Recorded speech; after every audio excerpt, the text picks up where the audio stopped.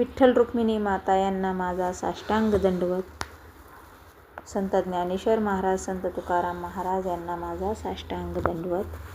तर मी आज तुम्हाला प्रकाशाचे 2 शब्द सांगणार आहे. संत तुकाराम महाराज हे महाराष्ट्रातील सर्वात प्रिय असलेल्या संतांपैकी संत आहेत. त्यांचे जवळजवळ 5000 अभंग उपलब्ध आहेत. तुकारामांच्या भक्तिवचनांना महाराष्ट्रात अभंग म्हटले जाते. ते साध्या व सोप्या मराठी भाषेत लिहिलेले असले तरी परमार्थाने ओतप्रोत भरलेले आहेत. ते साधारण जनसमाज व सुशिक्षित ह्या दोन्ही वर्गात प्रिय आहेत व आज जवळजवळ 400 वर्षांनंतरही महाराष्ट्रातील घराघरातून मोठ्या प्रेमाने व श्रद्धेने गायले जातात. तुकारामांनी त्यांचे जीवन त्यांच्या उच्च शिकवणीस अनुसरून व्यतीत केले आहे.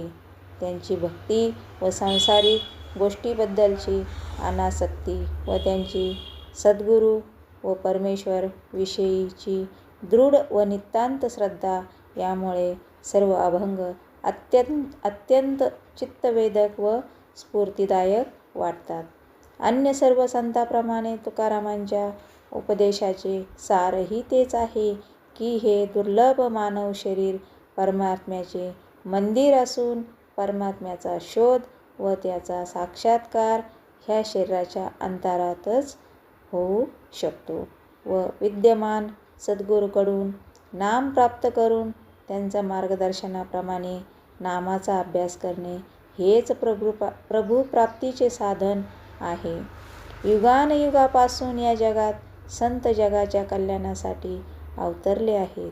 ते कुठल्याही देशात, कालात व धर्मात जन्मलेले असोत, त्यांची शिकवण एकच असते. त्यांचा उपदेश सर्वांकरिता सारखाच असतो. ते प्राणिमात्रांना मनुष्यजन्माचे महत्त्व व त्याचे ध्येय याबद्दल जागृत करण्याकरता येत असतात. सर्व संतांनी सद्गुरूंच्या मार्गदर्शनाच्या आवश्यकतेवर जोर दिला आहे, कारण त्यांच्याच सहाय्याने सबीज नामाची भक्तिसाधना होते, प्रभूचे अंतरात दर्शन होते व त्यामुळे जन्ममरणाच्या चक्रातून मुक्ती मिळते.